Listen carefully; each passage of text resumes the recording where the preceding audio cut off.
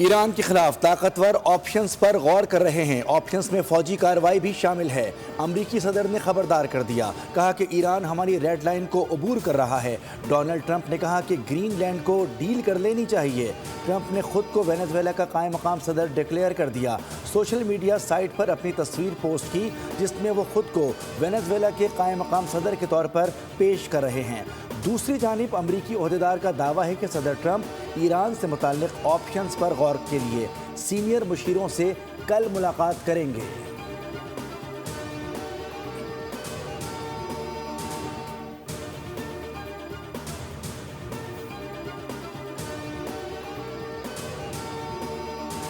हम जंग और मुज़ाकरात दोनों के लिए तैयार हैं। ईरानी वज़ीर ख़ारजा अब्बास इराक़ची ने कहा है कि अक्सर शहरों में मुज़ाहिरों पर काबू पा लिया है, जल्द पूरे मुल्क में इंटरनेट बहाल करेंगे। अमेरिका की फ़ौजी कार्रवाई की धमकी पर चीन का रद्द-ए-अमल भी आ गया।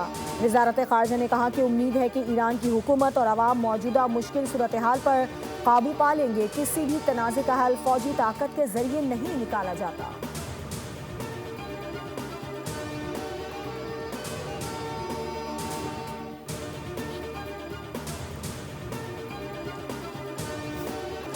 ईरान में हुकूमत मुखालिफ एहतजाजी मुजाहिरों हलाकतों की तादाद 500 से तजावुज़ कर गई। इंसानी हकूक़ की तंजीम की 490 मुजाहिरीन और 48 सिक्योरिटी एहलकारों की हलाकत की तस्दीक। 1600 से ज़ायद अफराद को गिरफ्तार किया गया है। शोहदा की याद में ईरान का 3 रोज़ा सोग का ऐलान। सुप्रीम लीडर आयतुल्लाह खामनाई ने कहा कि फ़िरौन, नमरूद और रज़ा शाह के साथ जो हुआ वही ट्रंप के साथ होगा। ईरानी सदर मसूद पज़क्शियान ने कहा कि पुरअमन एहतजाज अवाम का हक़ है, मगर फसाद बर्पा करने की इजाज़त नहीं दी जाएगी। ईरानी पार्लियामेंट के स्पीकर मोहम्मद बाकर कालिबाफ ने अमेरिका को खबरदार करते हुए कहा कि अगर ईरान पर हमला हुआ तो इसराइल और खित्ते में मौजूद तमाम अमरीकी फ़ौजी अड्डे और बहरी जहाज़ हमारे अहदाफ होंगे।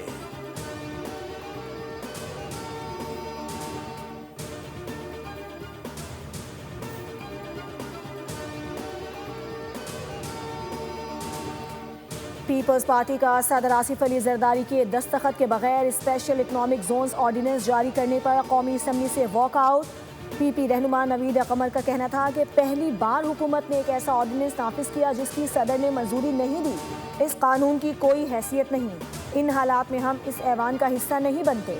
वज़ीर कानून आज़म नज़ीर तारा ने कहा कि पीपल्स पार्टी के अरकान मेरी बात सुन लें। हुकूमत की तरफ से वाजे करता हूँ कि जब तक सदर तौसीक ना करे हम इसको नोटिफाई नहीं करते। चेयरमैन बिलावल भुट्टो जरदारी ने सदर के दस्तखत के बगैर स्पेशल इकनॉमिक जोन्स ऑर्डिनेंस जारी करने पर पार्लिमानी पार्टी इजलास भी बुला लिया। इजलास कल दोपहर 2 बजे होगा।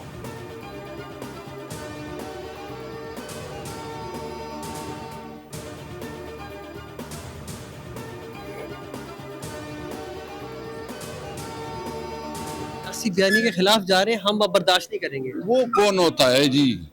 वो तू कौन है? वो तू कौन है? वो तू कौन है? किस तरह बात करते आए ना, आप हमारे साथ बात करें। आपको पता है कि उसकी क्या, मैं बहुत ज्यादा बात नहीं करता, लेकिन इतना समझता हूँ कि हम जो भी करते हैं कानून और आइन के अंदर।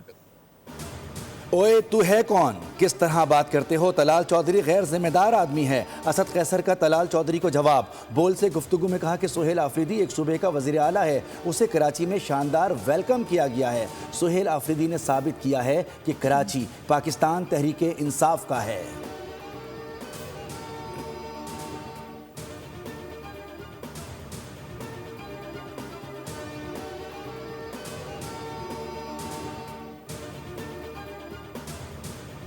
पाकिस्तान की सरजमीन पाकिस्तान के खिलाफ इस्तेमाल हो रही है तो उसकी सबूतें देनी चाहिए जो रियासत है उसको। बाकी मुल्क भी जो है वो अफगानिस्तान की बाउंड्री पर हैं, लेकिन उनकी तरफ से ये शिकायत नहीं हो रही कि वो इस्तेमाल हो रहे हैं।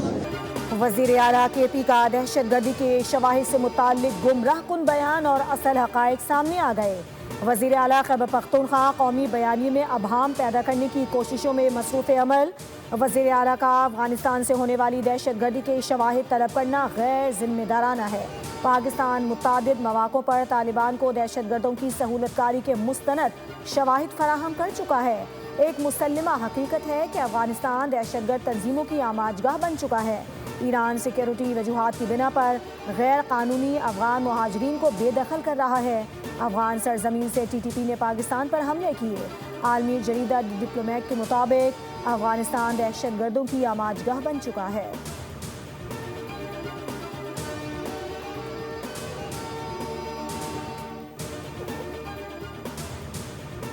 इस बात पे यकजा है कि हमने दहशतगर्दी का हर सूरत खात्मा करना है और हम किसी भी सूरत दहशतगर्दी, वो चाहे काइनेटिक फॉर्म में है, वो नॉन काइनेटिक फॉर्म में है, हम हर तरह इसका मुकाबला करेंगे और किसी शरपसंद को, किसी दहशतगर्द को अपना जो बयानिया है उसको परवान चढ़ाने की इंशाअल्लाह ताला इजाज़त नहीं देंगे।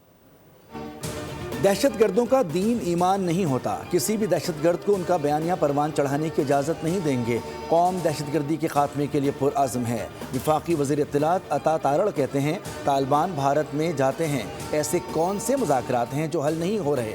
पाकिस्तान की रियासत के ख़िलाफ़ कोई जिहाद नहीं हो सकता। दीन इस्लाम अमन का फ़रोग़ है और हम अमन का पैगाम चाहते हैं।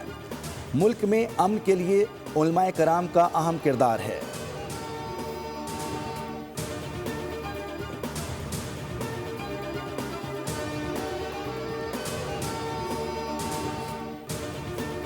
पूछें कि जो तश्कीलें आ रही हैं उसमें 70% अफगान शहरी खुद शामिल है। नरम रवैया रखने की कोशिश करेंगे तो ये नाकाबिले बर्दाश्त। आपको उठा के भी वहीं फेंकेंगे जहां पर उन्हें फेंकना है, तो तशरीफ ले जाएं वहीं अफगानिस्तान। और ये अब आप अबहाम जानबूझ के पैदा करते हैं। गैर कानूनी अफगानियों को वापस नहीं भेज सकते।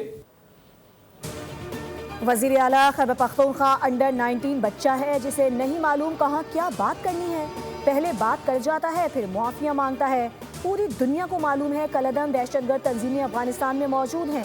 वज़ीर मुमलिकत दाखिला तलाल चौधरी की न्यूज़ कॉन्फ्रेंस कहा, पाकिस्तान के इस्तेहकाम के खिलाफ कोई बात बर्दाश्त नहीं करेंगे। कोई छोटी ताकत हो या बड़ी, उसका वही इलाज होगा जो मई की जंग में किया।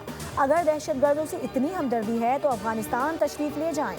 हमारे 1200 से ज़ायद लोग शहीद हो गए हैं। स्ट्रीट मूवमेंट चलाना ज़रूरी है या दहशतगर्दों के सामने खड़ा होना ज़रूरी है।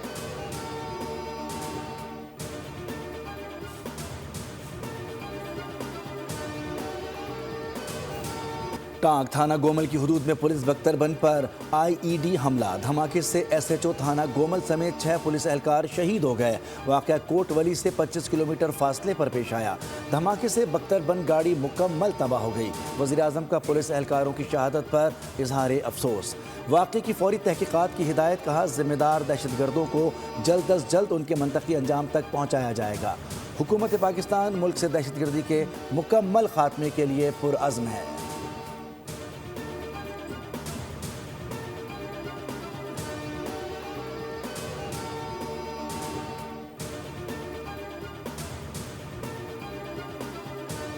खैबर पख्तूनख्वा इस वक्त अपनी बदइंतजामी के उरूज पर है। जुर्म तो हो रहे हैं लेकिन उनकी जमात के लोग उसको जुर्म समझते नहीं हैं। स्मगलिंग तो हो रही है लेकिन स्मगलिंग को वो लोग स्मगलिंग समझते नहीं हैं। बदइंतजामी अपने उरूज पर है। निज़ाम सेहत का आलम ये है कि जो सेहत कार्ड जिसको ये अपना फ्लैगशिप प्रोजेक्ट समझते हैं, उस सेहत कार्ड में इतनी बुरी करप्शन हो रही है। PTI करप्शन को जुर्म नहीं समझती। खैबर पख्तूनख्वा में करप्शन उरूज पर है। वज़ीर आज़म के कोऑर्डिनेटर इख्तियार वली खान की न्यूज़ ब्रीफिंग। कहा, सूबे में अमन अमान की सूरत हाल मखदूश है। PTI के 13 साला दौरे हुकूमत में कोई नया मंसूबा नहीं बना। सेहत का शोबा तबाही की जानिब गामजन है। तालीम का निज़ाम तबाह हो चुका है।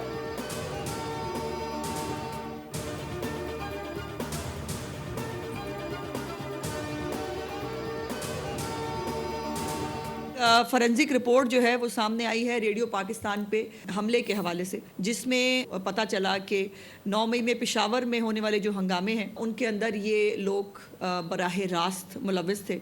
इस फॉरेंसिक रिपोर्ट के अंदर जो है वो वज़ीर आला सुहेल आफरीदी, कामरान बंगश, तैमूर झगड़ा, इरफान सलीम और ISF के आमिर चमकनी साहब जो हैं वो शामिल हैं। मुल्क में एक फसाद ग्रुप वजूद में लाया गया जिसकी हमेशा से मुल्क में अनारकी फैलाने की कोशिश रहती है। वज़ीर आला खैबर पख्तूनख्वा ने सिंध का दौरा किया। कल कारकुनों की जानिब से मीडिया की गाड़ियों पर पथराव किया गया। ये दहशतगर्दी और फसाद से नहीं हट सकते। वज़ीर इत्तलात पंजाब अज़मा बुखारी का कहना है कि रेडियो पाकिस्तान पर हमले में PTI के लोग बराह रास्त मुलविस निकले। 9 मई को पेशावर हंगामों में भी तहरीक इंसाफ मुलविस थी। हमेशा की तरह जुर्म ना मानना PTI की आदत है। ये शर्मिंदगी और ढिठाई के आखिरी लेवल पर खड़े हैं।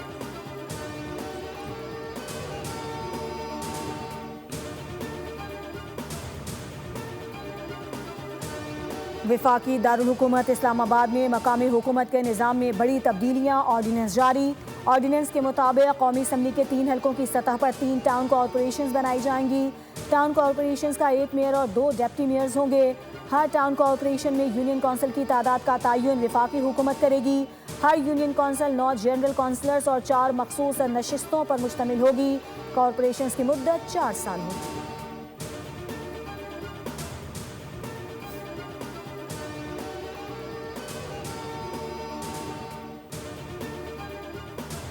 वज़ीर ख़ज़ाना मोहम्मद औरंगज़ेब की governor state bank Jamil Ahmed से मुलाकात। अहम माशी उमूर पर बातचीत की गई। वज़ीर ख़ज़ाना को ब्रीफिंग दी गई कि स्टेट बैंक के पास ज़र मुबादला के ज़खायर 16 अरब डॉलर से तजावुज़ कर गए हैं। दिसंबर 25 में तरसीलात ज़र 16.50% इजाफे से 3 अरब 60 करोड़ डॉलर रही है।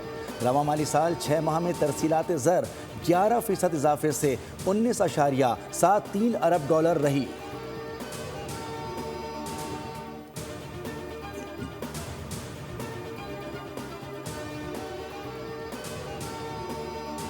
हुकूमत का मुल्क भर के लिए बिजली के बुनियादी टैरिफ में कमी ना करने का फैसला। नेपरा ने बुनियादी टैरिफ में 62 पैसे फी यूनिट कमी का फैसला हुकूमत को भेजा था। साल 2026 के लिए बिजली के बुनियादी टैरिफ को बरकरार रखा जाएगा। नेपरा ने बुनियादी टैरिफ 34 से कम करके 33 रुपये 38 पैसे मंजूर किया था।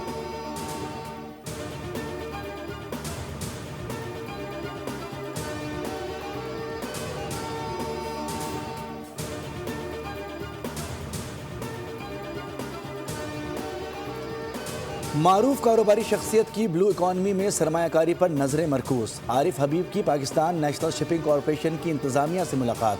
कहा समंदरी वसाइल का बेहतर इस्तेमाल करके मुल्की तरक्की में किरदार अदा करना है।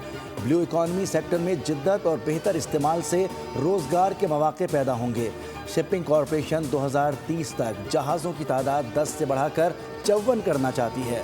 PIA की तोसी के लिए मजीद माहिरीन को भी शामिल किया जाएगा। सोने की कीमत में बड़ा इजाफा। फी तोला 7,700 रुपये महंगा होकर तारीख में पहली बार 4,80,962 रुपये का हो गया। 10 ग्राम सोना 6,602 रुपये इजाफे से 4,12,347 रुपये हो गया। चांदी की कीमत मुल्की तारीख की बुलंद तरीन सतह पर पहुँच गई। फी तोला 430 रुपये इजाफे से 8,895 रुपये पर पहुँच गई।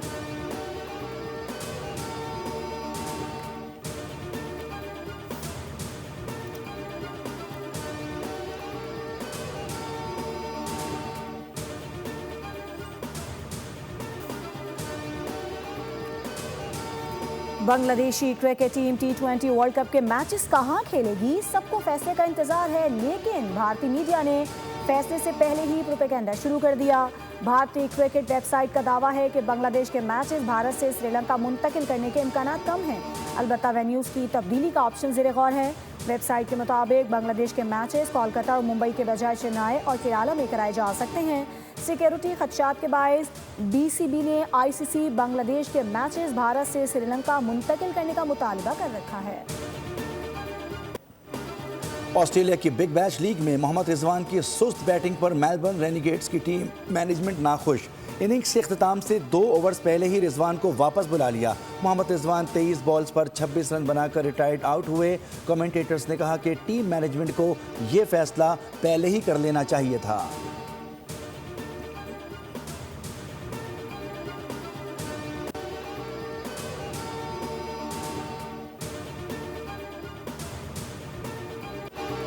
जर्मनी में 50 भेड़ों का एक जत्था रेवड़ से निकलकर सुपरमार्केट में घुस गया। बर्गेसन में मौजूद पैनी सुपरमार्केट के मरकजी दरवाजे से भेड़ें अंदर घुस गईं और खूब अफरा तफरी मचाते हुए गंद फैला दिया।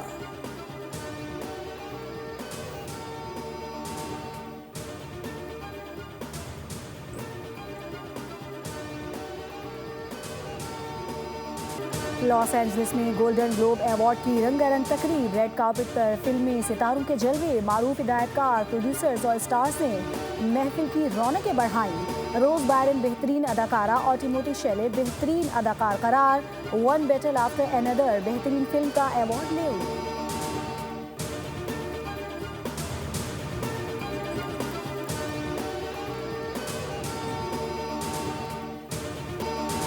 और शायर अहमद फराज के चाहने वाले आज उनकी 95वीं सालगिरह मना रहे हैं।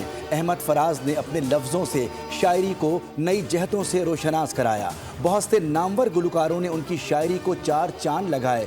मेहदी हसन और मैडम नूर जहां ने अहमद फराज की गज़लें गाकर खूब शोहरत पाई।